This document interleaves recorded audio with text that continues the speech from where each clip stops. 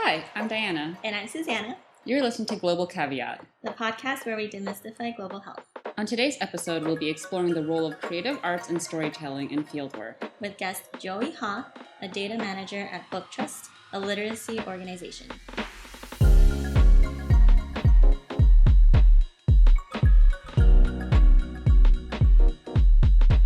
Hi Joie, thanks for joining us today and being our first in-person guest. Yeah. Hi, thanks for having me. Yeah, we're excited. Before we get started, can you give us a little bit of a background about yourself and where people can reach you at? Oh, yeah, of course. I am the daughter of a Vietnamese refugee, and a lot of my life has been growing up with that. Can you just tell us a little bit more about what you've done in culture anthropology and international development? Any projects or anything like that? Yeah, so my undergraduate thesis was based on the ability of hip-hop as a tool of empowerment. So it was really fun. I got to do some research in Cambodia, this organization called Tiny Toons, and they basically use hip-hop to serve as a fictive kin for disadvantaged youth in Phnom Penh. My master's thesis was about storytelling as a method to mitigate mental health risks in Vietnamese refugees, particularly Vietnamese refugees in Denver, Colorado. And then in terms of international development, I spent a year in Malaysia being a community development officer in a rural-ish community called Sungai Sulo. It's in Johor Bahru, which is the south of Malaysia. And that was a lot of just talking to the community and seeing what needs that they had and trying to serve them. A lot of it was actually just teaching English, but we did some like community events and came together for some just parties and things like that.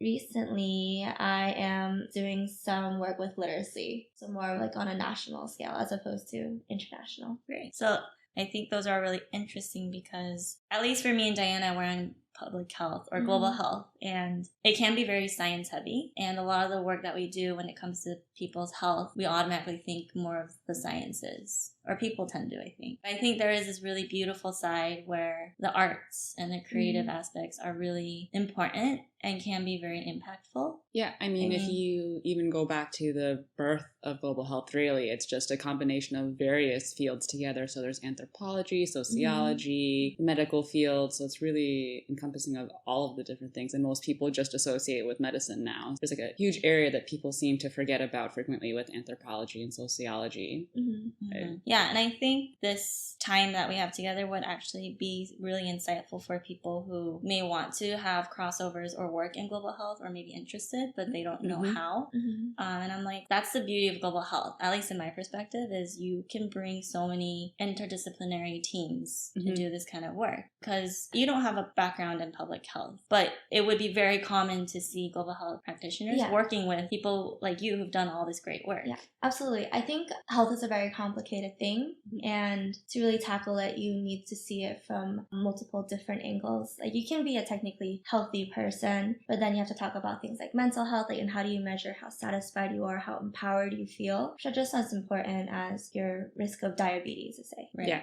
How have you seen that in, let's say, things like Tiny Toons, the project you did in Cambodia? Yeah, so in general, Cambodia is, I believe, one of the countries with the most NGOs per square mile or something of the sort. Wow. And a lot of them focus on basic needs, and that is very important because everyone needs water and everyone needs sanitation and things like that. However, I think in general, there are not many that focus on whole body and mind type of holistic methods, which is really what drew me to Tiny Toons. And also the fact that I have been involved with the hip hop community back in Denver. And for me, it was a very empowering experience. To see hip hop, like, in a way, save these kids was just really interesting for me.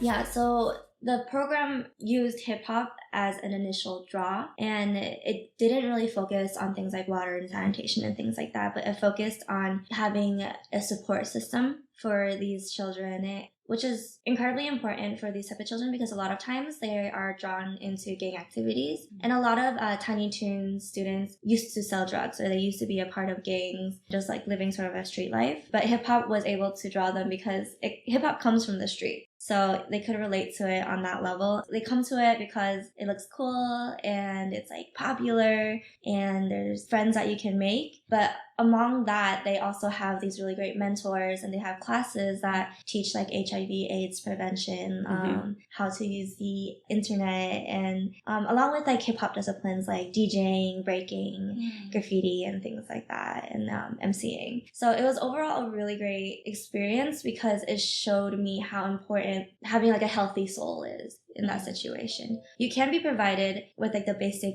human needs, but if you think about the Maslow's hierarchy, the top of it, I believe, is self-actualization. And that's a lot. We don't usually focus on that, but it's really important for a person to really truly reach a state of empowerment. Yeah, I love all of what you just said, because I think oftentimes people forget, yes, people need basic needs, but if there's no structure to maintain that, it's really hard for people to go beyond or like keep sustaining. So I think it's really neat that you are drawing these kids in and building the sense of community with something that they can enjoy. And then through that, you create programs like HIV/AIDS prevention. And that is educational and informative. And they're there.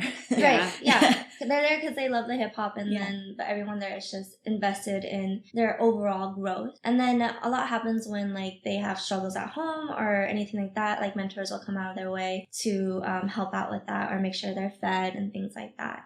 It's really interesting. It's a bit of a tangent, but the founders of Tiny Toons were actually Cambodian American, but they didn't have their citizenship. So they were actually deported from America all the way back to Cambodia, but they've never been to Cambodia before. They're actually born in Thai refugee camps. But arriving in the US, they also had the similar problem of joining gangs and basically this desire to fit in, and that's what the gangs provided for them. And then so moving back to Cambodia, it was interesting to see that link, and for them to also inherently understand how important it is for kids to have a group of people they can trust. So what I love about it too is that it really is sort of this movement built by the streets, for the streets, and it's really authentic in a sense. Trust is super important in global health. Yeah. I mean, yeah, it's tough when you have like organizations coming in and like everyone is from America or the UK or Australia, and there's no people from that beneficiary group on that team. And then there's just a huge disconnect, and just in general people not understanding the needs appropriately, and like a lack of trust and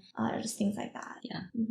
It's a huge problem with just organizations in general. So many of them now are only just realizing how important it is to have people that actually make sense for the locations. Yeah. It's just like you were saying, like it's always like global north representatives showing up and not really understanding where they're dropping themselves into. And then like, we're going to help. It's like, but how are you going to help? I think it's very disrespectful. And this might be a bit extreme. I think it honestly comes from a place of privilege and of racism.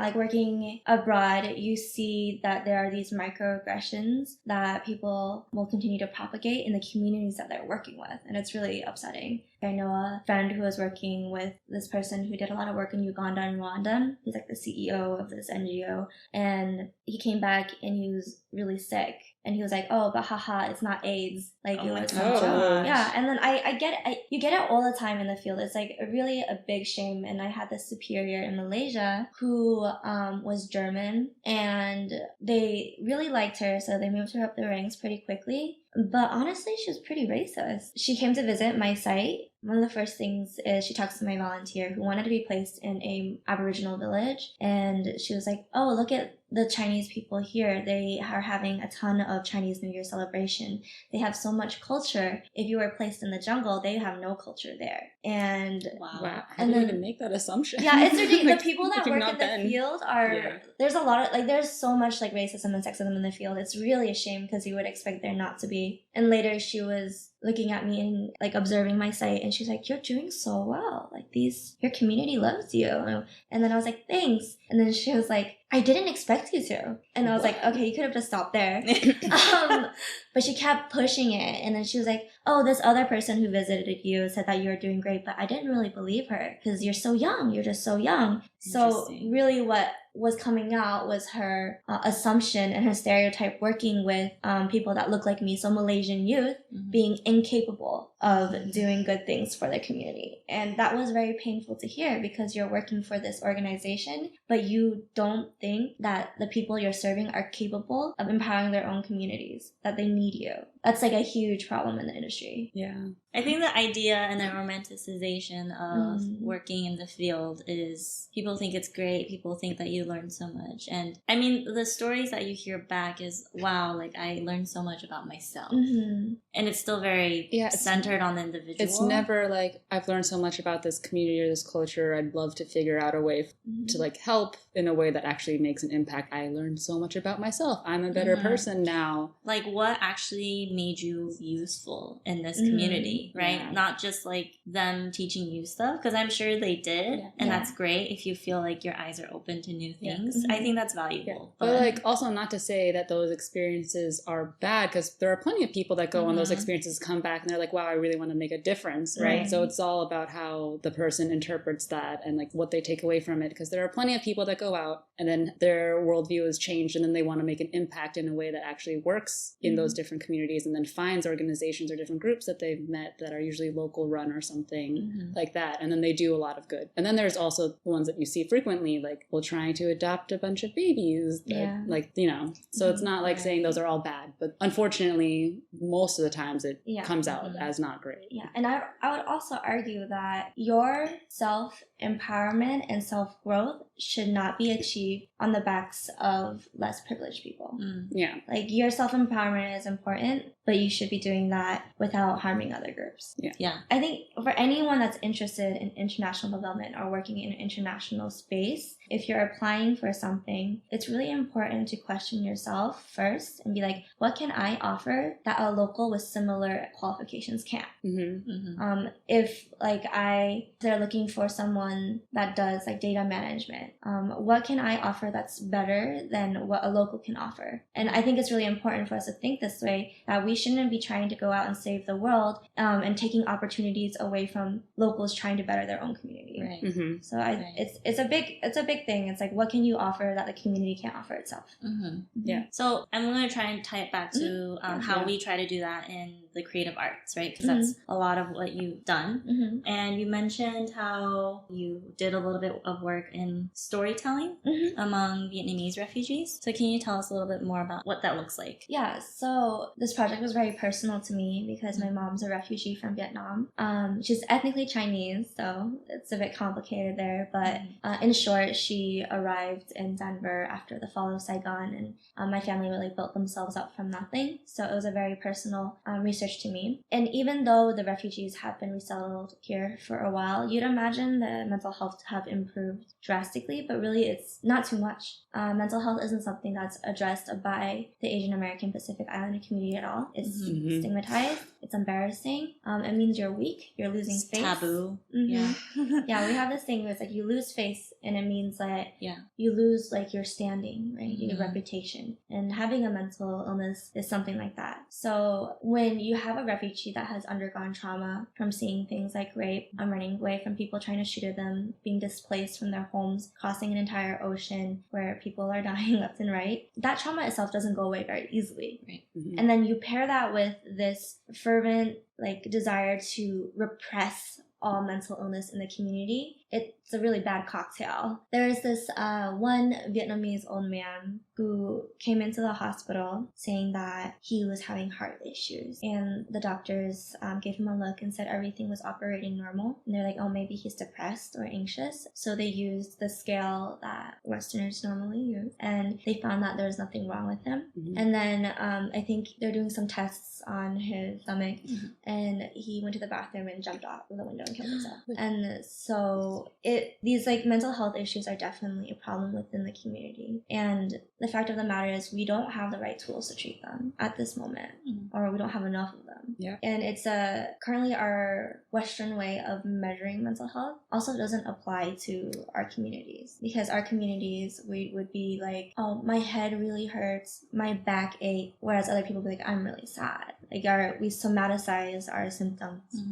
So that project came from this need to really look into my community and see what can be done. And so something that I explored was storytelling. And it's something pretty common within our communities. That's how we pass on values, you know? Like, I think oral history, storytelling, they're so valuable. Yeah, absolutely. Yeah. Especially since we don't really have as much written history as Westerners do. If you think about my family, they came from China and then had to flee because of the Cultural Revolution, and they were in Vietnam and had to flee because of the Vietnam War. You don't carry historical documents with you throughout that. So the way we pass on what's important to us is through storytelling. And I know growing up, storytelling was really important for me to connect with my mother and like her world, because I grew up in such a different one. And it wasn't until my mom presented at this panel I was hosting that I realized how powerful it could be. This panel was just inviting some Asian Pacific Islander refugees to come speak to our club. And then I pushed my mom to come. She didn't want to. She was like, my English isn't that good. And my story is not that interesting. You know, this like the way that Asian moms sort of downplay everything. Eventually got her to go, and she told her story to a ton of students. And at the end, I asked her, you know, how did it feel? And she was like, it felt good, you know. And she was like, it felt good. And it's like, I felt important because the younger generation wanted to know what I went through. And like, I mean, there was a lot to like break down from like what she said, but overall, like what I learned from it is like the importance of like sharing your story to others and how healing that could be. So that was sort of like the start of it. And then through that, I explored how like narrative therapies and creative arts therapies and like sort of the balance between those two and how it could help the community. So have you found in your research, like how do they measure how effective it is, or is it even being used more widely throughout different areas of the country? Or narrative therapy is not very popular. Just in general, creative arts therapies aren't as popular because qualitative data is really frowned upon in the scientific community. But it is really important. And like with creative arts therapy, like there have been studies and there have been metrics that they've used to see if people have improved, but overall it doesn't have like the breadth or the depth of like bigger scientific researches that have like thousands of people participating and like have very clear cut metrics and how to measure things. Like a big issue with creative arts therapies too is maybe we can see there is improvement, but we can't tell you why. Right? It's like, yeah, they did music and then they felt a bit better, but why did they feel better? And how can you measure that? It's really tough. But personally, and from what I've seen, I do think creative arts therapy have like a place within just anyone recovering from trauma or anyone trying to deal with something that's difficult for them.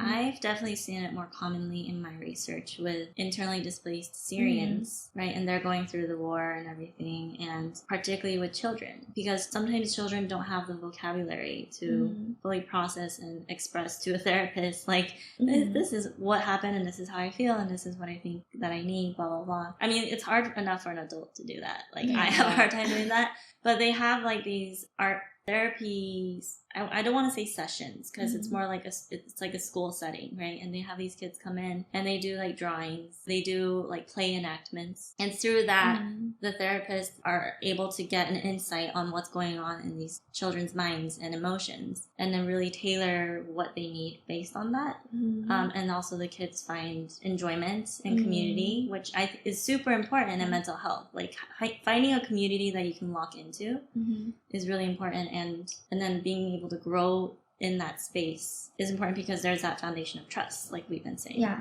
absolutely. And I think it allows people to express something difficult that they might not be able to in words. And it allows you, what I really like about storytelling is it allows you to look at your story in a more positive way and like to basically take ownership over your story. So like, for example, saying that, you know, this happened to me and it was terrible. Saying something like that, I went through this, but I persevered. And I persevered because I'm strong and I'm successful now because I was able to do this. And really just reorganizing the story in your head as a story of empowerment instead of a story of loss. So that's like narrative therapy, where you tell a story, but you sort of make it in a way where you focus on more positive aspects and you feel in control of what happened. I think that in general, it's a it's not really new, but it's kind of new in the sense that there are more programs and everything for people to actually study music therapy, art therapy, and they can be people that specialize in these things now. So because they are more accepting of qualitative data now than they were before, which is very behind, because it's unfortunate that there's so much, all of this is the what do we know but we can't yet prove, and this is like definitely that whole concept, because it's a lot of things that are like, yeah, that's intuitive, that makes sense, that sounds right, but I can't prove it, so then I can't get funding for it, so then I can't actually do it, even though everyone's like, yeah, that's a great idea, like definitely do that. Yeah. And you're like, cool, with what money? It's not, because everyone's always like, well, we want to see the numbers. Yeah. And then like when you do a project, we wanted to see your monitoring and evaluation, right? Yeah. And then it's always difficult because how can I tell you how much this has impacted this personal individual's life just through numbers? And it's like, numbers are important, of course, but just in general, it needs to be paired with other things. Yeah. And I think as we're talking, I'm just thinking about how it's so ironic, because I think when we learn about the histories of people that have gone through a lot of hardship. I mean, this weekend we spent a lot of time at the Civil Rights and Human Rights Museum. Yeah. And one of the things that really stuck out to me was the nonviolent protesters. One of the things that they would do is they would sing. And that was a marker. Like, they would sing gospel, and it was like really powerful, and it was a way for them to be unified, find empowerment, right? And I feel like there's countless histories of even just indigenous peoples or any group of individuals that had to go through a lot of hardship due to institutional racism or oppression, where they found resilience through the creative arts. Absolutely. Yeah. Like dancing, like gospel music, or just singing, or whatever it is. And oral storytelling is one of those things where I feel like it's one of those things where people in the scientific community may say, oh, that's not valid. Like, how can you fact check that? Yeah. But also that's how we have all of our history, all of our information is through word first, because it's not like we had everything written since the beginning of time. Like, yes, there are some scratches on rocks, but for the most part, it's just words being passed down. It's like, this is this, and then we have what's left over from all of that, and just how it's mostly verbal. And I just think it's so interesting. So then we have this contradiction, right? Like, we know the power behind the creative arts, like storytelling, for example, and how powerful that can be in terms of human resilience, human growth, healing, all those terms. But then we start saying, okay, how can we measure that? And all of a sudden, I think we are very quick to be like, oh, it's not measurable, it's not very clear, then it's not valid. Yeah. And I'm like, how did we come to a point where we jumped to that conclusion? I mean, humans are more than numbers. We're not numbers. So I am number one. Oh. Yeah, it's definitely been an interesting balance in my life, because like I currently work with data, so all numbers. So it's really interesting because I see the validity of numbers and like the beauty of it and like how much it can tell you, but there is just more to numbers. Sometimes numbers in the questions that we ask don't have the right scope. A lot of times testimonial narrative therapies, when we do try to measure them, we do like specific checklists to see how much you are at risk or how much you are experiencing something. So that's usually what we do to check if people have improved throughout a process. However, like I was mentioning earlier, Asian American Pacific Islanders, we express mental health differently. So our tools right now that measure numbers don't even have the right scope to truly measure if this can be a great program for Asian American Pacific Islanders. Yeah. I mean, a lot of them are based off of our DSM and also the Global North in general, because I recently did a comparative analysis of the different scales for PTSD. They're all relatively the same. They're like, we are validating this because the DSM says this is the definition of PTSD. And you're like, that's great. Like, cool. That's not really a validation study. And like, that's not validation. And then they're like, well, this seems to work for the most of us, so we'll just translate it. I'm like, oh, okay. Right. Like that, sure. Like half of those terms don't even have something that's even translatable. Like there is no equivalent. Yeah, it's like, it's just like one size doesn't fit all. You know, it's good that this works with some people, but it doesn't work for all people. So the numbers of this test cannot necessarily, like even when you do the test, cannot necessarily be 100% valid because like people taking the test can't relate to it. So there have been like attempts to create better tools, but it's just, I think it's just difficult because it's really easy for us to be like, we have this standardized method, as opposed to there needs to be a separate method for every community and every identity. But that's sort of it. Like if we do want to use numbers, they have to be very specific to each community. So it's really which takes time and money that we don't have. Yeah, right? I mean, obviously, it also makes sense to make a standardized thing because otherwise, how are you supposed to compare everything? But if you have like, here's part 1 that's standardized, here's part 2 that's customized, right? So part 1 can be the comparative for all countries, and then part 2 could be like, here is what we will use for implementation, for programming and everything. Specific. Yeah, and then even the like location specific one can be used to validate whether or not the standard one even made sense in that setting. Yeah, I have like a wildly different conclusion. Yeah, because I'm thinking like there is such a thing as a culture bound syndrome, where there are certain conditions that people in that culture understand and have a word and diagnosis for that don't exist outside of them. And one of those things in the Korean community is it's called hwapyeong, and the Chinese character for hwa is fire, and pyong is illness, and I've heard my mom say this. She's like, I have hwapyeong, right? And it's literally like they describe it as having a fire inside you that's painful, and like it results from a lot of stress and anger. And maybe if you want to use the DSM for that, you can say it's maybe like depression, anxiety, but it doesn't clearly fit that diagnosis picture. Like it's just not. Like it's not depression, it's not just anxiety. It's like this thing. And so they call it a culture bound syndrome, and a lot of different communities and cultures have that. So I'm thinking like how like do you input that in the scale? Let's say if we're studying the Korean community, like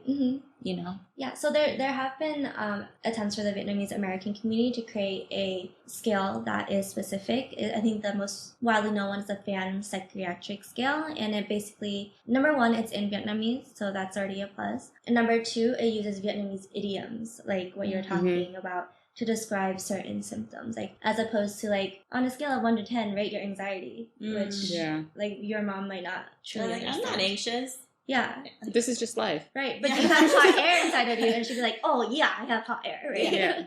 So there have been attempts to do that, but I just think overall we look through mental health and like measuring it through a very Western lens. There's like a huge Western paradigm of what it means to be ill and what it means to be healthy. And from the very top, if we look at it from this lens, it's already going to be difficult to find numbers that might support it, even qualitative data that might make sense in this paradigm. It's just from the very top, we have to look at it from a different paradigm, which is really difficult because that is the hegemonic view that we have of this world. And that is like what we're taught in school. If you're being a psychologist, it's the DSM-5. It's not the Fan Psychiatric Scale. Yeah. So there is a need there. So if anyone wants to go into filling those gaps, I want to, right? That's like... Also, if there are any philanthropists out there that want to give money to that, that'd be super Please awesome. Fund all of us. Because there is not a lot of funding going on for that whole But there's such a huge need for it. There is such a huge need for it, but that's the problem, is that a lot of people aren't going into it, and the field's so small and relatively new because it's only recently being accepted in all of these different cultures, because for so long, like earlier mentioned, mental health is stigmatized in most other places. Right. Like it's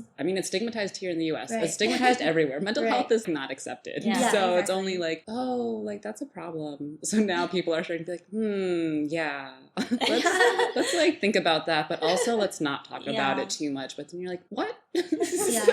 I think it's interesting how a lot of the methods that we know to be true from how we were raised and like culturally are not valid until the Western paradigm is like, oh, okay, maybe this does work. But that's why I had a struggle a lot with my paper, where I was like, oh, like I know this and this and this to be true, but I can't cite my mom, right? I have to cite an actual academic research paper. Which also comes back to oral history, because that's relatively new. I believe there's only like 1 or 2 programs that even teach oral history in the US. Columbia has one of them that I'm definitely aware of. And at the time when I learned about Columbia's, they were the only one. So literally it just needs to have more people that are like, we should make this more of a field that we can actually go into, and how do we train people to do it? How do we actually make it more accessible? Because I mean, that's the same way that global health happened, was like all these people were like, we should do something about this. Right. So that's also, this needs to become part of that. And also just sociology, anthropology needs to be more accepted as well. Yeah, I think, I mean, it's oral histories we understand they're valuable, right? And I think, like you said, until it's validated by some like Western power, then they're like, oh yeah, it's important. I think we're starting to see a little bit more of that, right? Like for so long, historically, and even now, indigenous communities are thought to be just like, I don't know, primal communities who don't know a lot. But scientists now are finding more and more like, oh, we should actually ask them questions because they've known these things about like the environment for years. I think it's important to not only include them in the conversation, but actually allow them to have power and allow them to make decisions, and to basically ask these communities to be a part of the solution and like be a part of like helping everyone like come up with a way to better the environment or better mental health and things like that, and just understanding that we're not here to steal knowledge. So as someone who's done a lot of field work, what's a practical way to give that support and empowerment to someone who does have that rich history and storytelling or whatever that they can provide for their community? I think the first thing, that like the most important thing when you end up in the field, is you have to knock yourself down a few notches, honestly. I feel like a lot of people come in thinking they know better, and you have to come in and be like, maybe I am an expert in this like particular like strategy technique, but that doesn't necessarily mean I know better than everyone else. Like you have to come in with a learning mindset, and then just not treating them like they're lesser than you. I think that's the main thing. And that's like one of the largest things that I see happening, is that it's like, okay, maybe like I'll listen to you and then I'll take some of it that I like, right? Or and use that in my research. Yeah. And then it's also like, if you talk down to them, then maybe they don't want to talk to you anyways, right? Like maybe why would they want to share their like sacred knowledge with you if you are just this young Western researcher who has no care for this community and their culture? So like I think coming in just to not be so prideful, and then also building rapport with your community is key, like building trust. And to do that, honestly, I think you just need to put yourself out there. You gotta be talking to people. You gotta do things that they like to do. You gotta go to things that they like to go to, and really just immerse yourself in the culture, which like as an anthropologist was very helpful for me to use those skills. And that means like multiple things. It's like if they like to get coffee at like 7 a.m., then you should get your ass up and get coffee at 7 a.m., right? Or like if they like to play badminton or something else and you don't, well, you should give it a shot, right? You should really try to delve yourself into their lives. And like from these things, you'll pick up small things that you wouldn't pick up interviewing them formally. Like a lot of the stories that we got from the students at Tiny Toons and like the founders was actually like maybe after we did our formal interviews, after like a long day, after like training for a day, where we would sit down and grab some beer and eat some food, and we would just chat. And that's like really important in building relationships, to have it so that people actually trust you. And I think that's a huge part in getting people to open up. I'm so glad you said that. Community-based participatory research is being sought after, because they're realizing, you can't just go in a community that you don't even identify with, even if you do, right? You can't just go in and be like, I'm going to get some good research, some good data, qualitative or quantitative, and then come back out. And it's like, okay, that's valuable, but it would be so much richer if you actually build rapport, if you made yourself useful, if you are integrated in the community, because the things that you wouldn't get in a formal interview that's an hour or two long, you can get from grabbing beers with them and just talking. And then after you have that relationship, they're more likely to like you. And then what's really nice about it is like there's no longer this line between you being this privileged researcher and them being the beneficiary. You're just sort of friends. I feel like you have so much to talk about that's really great and valuable. So I really appreciate you spending this time with us, just to give us the surface, essentially, of everything that you've done and that you are doing. Thank you guys for having me. No, thank you for talking with us. That was really great. Thank you. And that's the episode. Thanks to Joie Ha for joining us in person. As a reminder, you can find her on Instagram at Hello Joie. Joie is spelled Joie. And please subscribe to us on Spotify, Apple Podcasts, or wherever you listen to your podcast. Your support helps us grow. You can also support us by becoming a member of our Patreon page. Susanna and I spend a lot of time making sure our information is correct, but there are only 2 of us, so if you catch something, please let us know. Feel free to reach out to either of us by emailing globalcaveat@gmail.com or to either of us on Instagram at Catalyst and at Sujani. And a special thanks to all the people that have to listen to us brainstorm and to Cordell Glass for producing our music.